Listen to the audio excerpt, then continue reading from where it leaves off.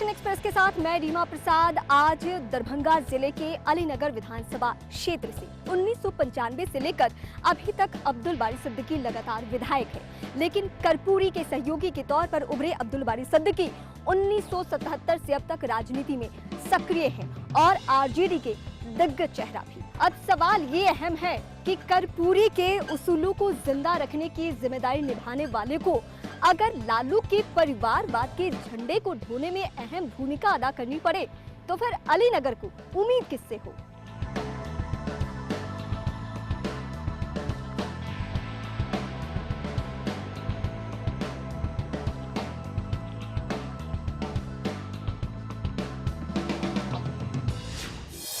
ये अलीनगर विधानसभा क्षेत्र है और यहाँ के लोग क्या सोचते हैं इस अलीनगर को लेकर, साथ ही साथ दशकों से यहाँ की नुमाइंदगी अब्दुल बारी सिद्दीकी करते रहे। दिग्गज चेहरा है, लेकिन क्षेत्र की स्थिति क्या बनी हुई है ये हम उनके वोटर से जानने की कोशिश करते हैं।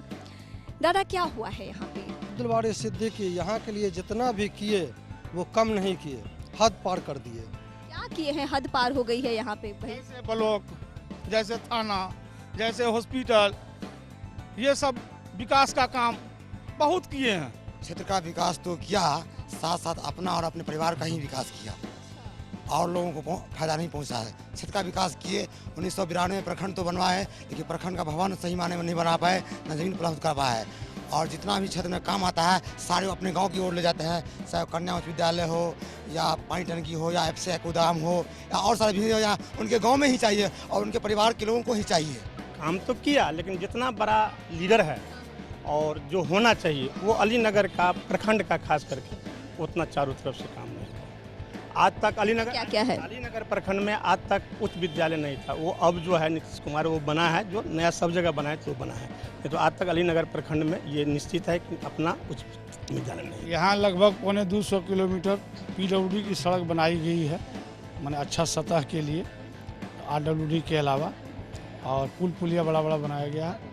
ब्लॉक का टेंडर। सड़कें तो हम लोग जब अलीनगर में घुसे तो सड़कें तो खराब है, सड़कें तो अच्छी है नहीं यहाँ पे। अभी तो बन रहा सर, पहले जो बना था उसके बाद बन रहा है। इतने वक्त में नहीं बना, वो इतने दफे से जीत रहे हैं और अब बनना शुरू हुआ है, तो सवाल तो उठना लाजमी है। जी नहीं, वो काम हो रहा है, कार्य चल रहा है, इसको हाईवे बनाया जा रहा है। अच्छा नहीं था पहले, अभी भी लोग को कॉलेज के लिए दरभंगा जाना पड़ता, यहाँ कॉलेज की अभी भी कमी है। कॉलेज है ही नहीं अलीनगर में, अलीनगर प्रखंड में कॉलेज है ही नहीं। इलेक्शन खत्म हो जाए उनकी शक्ल देखना भी मुश्किल हो जाता है, केबिन से निकलते ही नहीं है। और यहाँ के लोग 100-200 रुपए कैसे जीत जाते हैं? इसलिए जीत जाते हैं। अब कैसे जीत जाते हैं वो तो उनकी किस्मत है जो जीत जाते हैं। और वोट तो देंगे ही, यहाँ पे कई राजनीति है जो वोट से जीत जाते हैं, लेकिन प्रश्न ये है दादा, मुस्लिम बहुल इलाका है इसलिए जीत जाते हैं क्या वो? जी नहीं, वो अपने काम से जीतते हैं। कौन सा काम करवाया? सड़कें बनी नहीं है, उच्च विद्यालय है नहीं, कॉलेज की सुविधा नहीं है। सड़कें बन रही हैं और सड़कें बनी भी हैं। गली का, मोहल्ले का, गांव का, जो सड़कें पहले नहीं बनी थी वो अब बनी हुई है और बन भी रही हैं। यहाँ MY समीकरण है, यहाँ यादव और मुसलमान का ज़्यादा वोटर्स है, इसी वजह से वो जीतते हैं। यहाँ विकास पे नहीं होता है वोट, जी नहीं। ये अलीनगर विधानसभा क्षेत्र का सहजौली गांव है। इस गांव की तस्वीरों को गौर से देखिए और खुद ही ये अनुमान लगाइए कि यहाँ के लोग कैसे जिंदगी गुजर बसर करते हैं, रोजगार का साधन क्या है, इनके मकान कैसे हैं और ये किस तरीके से रहते हैं। तस्वीरें अपने आप में बहुत कुछ कह रही है। हालांकि यहाँ की नुमाइंदगी कौन करते हैं ये आपसे छुपी हुई बात नहीं है, लेकिन जानना ये जरूरी है कि इनके सामने चुनाव दर चुनाव क्या सपने दिखाए जाते हैं और वो सपने पूरे होते हैं या नहीं होते हैं।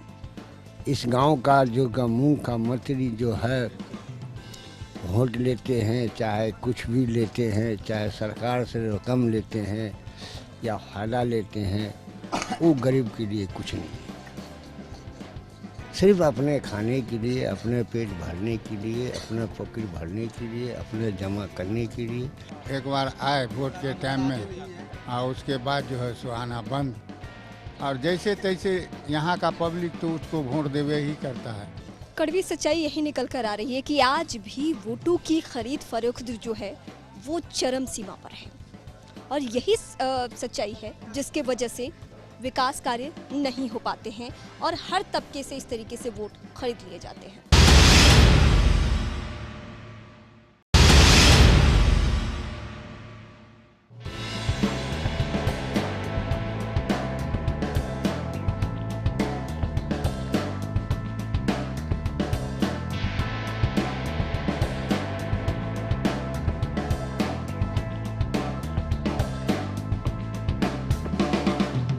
सियासी उपलब्धियों के तौर पर अब्दुल बारी सिद्दीकी के पास एक लंबी फहरिस्त है, आरजेडी के दिग्गज चेहरा, लेकिन फिर भी चुनावी रण क्षेत्र में पसीना तो बहाना ही पड़ता है। इस बार उनके सामने चुनौती है कि नहीं, क्योंकि बदले परिसीमन के तहत अलीनगर से वो दूसरी दफा चुनावी मैदान में है। क्या चुनौती है, ये जानने की कोशिश करिए। चुनौती है कि नहीं यहाँ से आपके सामने? देखिए, ऐसा है कि चुनाव तो चुनाव है और चुनाव दिग्गज लड़े या मामूली आदमी लड़े, मगर मैं जब भी चुनाव लड़ता हूं तो चुनाव को चुनौती के तौर पे लेता हूं। कभी भी मैं अपने प्रतिद्वंदी को जो है वो कमज़ोर नहीं समझता।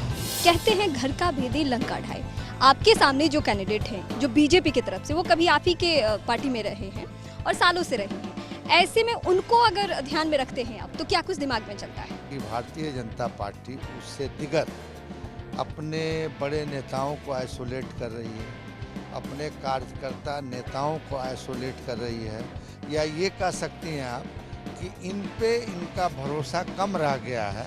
अब उसकी वजह क्या है, राजनीति क्या है, वो तो भारतीय जनता पार्टी के शीर्षस्थ नेता ही बता सकते हैं। बाकी क्या मतलब उम्मीद की जाए कि अगर आरजेडी की तरफ से कोई बड़ा चेहरा निकल कर आता है तो आपका नाम, रघुवंश जी का नाम सामने आता है, लेकिन इस दफे क्या होगा? क्या वाकई परिवारवाद आप लोगों के कद पे भारी पड़ जाएगा? ये सवाल है। देखिए, माफ़ कीजिएगा कि बारी सिद्दीकी की हैसियत ऐसी बिना पद की भी रहेगी। अब बच्चे कह रहे थे बड़ी तकलीफ है उन्हें इस बात की कि उच्च विद्यालय की भी सुविधा नहीं थी। हाल फिलहाल कुछ ऐसा प्रावधान हुआ है, लेकिन कॉलेज नहीं है। आप जरा सोचिए कि अगर यहाँ के बच्चे कॉलेज अगर 12वीं करना चाहते हो, उससे आगे की पढ़ाई करना, तो उनको दरभंगा जाना है। और कॉलेज बनाने के लिए जो है खुद अपनी कोशिश करनी चाहिए, और इसमें 20 लाख, 25 लाख, 50 लाख रुपया लगता है। आप मानते हैं क्या कि नीतीश जी की भी जो योजनाएं हैं वो यहाँ तक आते आते फेल हो चुकी है? इलाके में अगर और इलाकों की तरह अगर कुछ नहीं हुआ है ज़्यादा, तो कौन जिम्मेदार है? नहीं, अगर मैं बोलूं तो लगेगा लोगों को कि साहब एक तो इनका फेवर में बोल रहे हैं। आम लोगों से पूछिए कि सड़क की सूरत बदली है या नहीं। आम लोगों से पूछिए कि हॉस्पिटल, जरा सुना जाए हॉस्पिटल की स्थिति बदली या नहीं। आम लोगों से पूछिए कि बिजली की स्थिति बदली या नहीं। आम लोगों से पूछिए कि साहब स्कूल की स्थिति बदली, हॉस्पिटल की स्थिति बदली है या नहीं। सिद्दीकी साहब फाइनल क्या बता रहे हैं यहाँ से आप?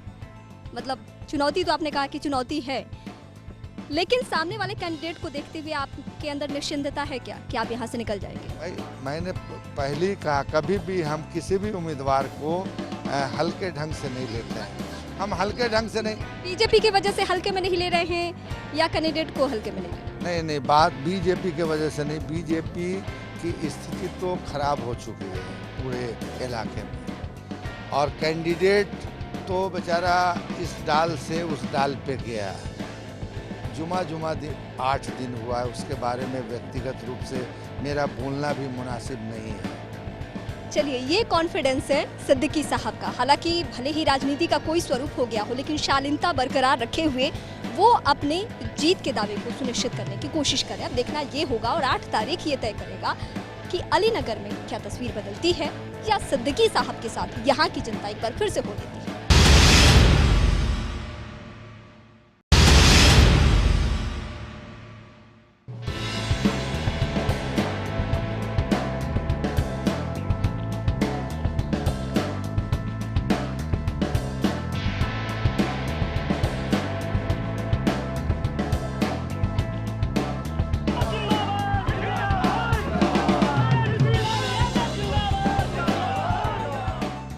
अलीनगर में जिन चेहरों की लड़ाई इस बार देखी जा रही है, वो कभी एक ही पार्टी के बड़े चेहरे रहे।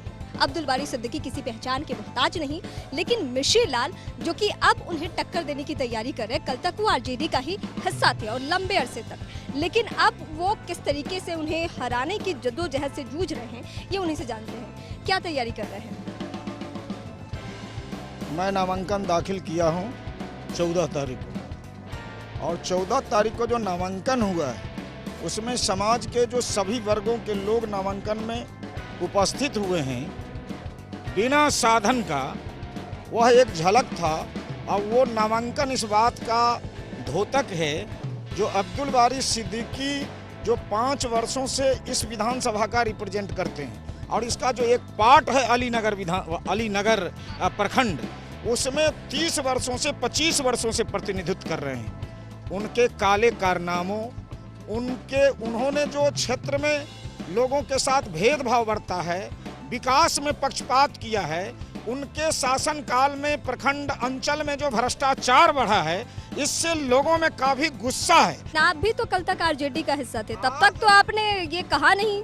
आज बीजेपी का रुख कर लिया है, आप उनके खिलाफत में चुनाव लड़े, तो क्यों आपको ध्यान आया है? राजद में रह के और राजद के साथ हमेशा गद्दारी उन्होंने किया है। वो लालू यादव जी के साथ थे तो 12 गो एमएलए लेके भाग रहे थे, 13 अगर पुरता तो पार्टी सहित कोप सहित का उतराय नमः कर देते। तो वो तो स्वयं मतलब इस तरह के लोग हैं जो पार्टी के साथ गद्दारी किए हैं। और अब सच्चाई ये है कि वो पर्दे के पीछे रह के गद्दारी की है, और आपने तो पार्टी ही छोड़ दिया। तो पार्टी छोड़ दिया। पार्टी इसलिए छोड़ा जो नीतीश कुमार कभी वो कहते थे कि इनके पेट में दांत होता है, लालू जी कह रहे थे, और वो कह रहे थे जंगल राज है, और मतलब ये बात सब कहा करते थे। और नीतीश कुमार को उन्होंने पुनः मुख्यमंत्री बनाने की घोषणा कर दी। आप खुश नहीं है? मतलब लालू जी, आप क्या चाहते थे कि तेजस्वी मुख्यमंत्री बने? तेजस्वी मुख्यमंत्री बने या नहीं बने, मैं चाहता था जो नीतीश कुमार जी को मतलब जो लालू जी ने पार्टी विलय किया, एक साथ हुए। हम लोग नहीं चाहते थे जो दोनों पार्टी एक साथ हो। अलीनगर मुस्लिम बहुल इलाका है, और ये सच्चाई आपसे भी छिपी हुई बात नहीं है कि यहाँ से किसको वोट पड़ेगा, क्या समीकरण यहाँ पे काम करेगा। भले ही जो बीजेपी के लीडर्स है वो नरेंद्र मोदी के नाम पे अपने आप को सेव करने की कोशिश करे, लेकिन शायद ऐसा कुछ होगा नहीं। अलीनगर की जैसी तस्वीर है, बिहार के अन्य मुस्लिम बहुल इलाकों की तस्वीर भी कुछ इससे जुदा नहीं है। MY समीकरण को कुछ चुनिंदा पार्टियां अपना आधिपत्य समझती है, लेकिन अगर उस पार्टी के नुमाइंदे भी इस जगह की तस्वीर नहीं बदल पाए तो यकीन मानिए, भरोसा ये लोग अगर किसी पे करते हैं तो दोष इन्हीं का है। इसी के साथ फिलहाल दिग्गजों के क्षेत्र से इतना ही। नमस्कार।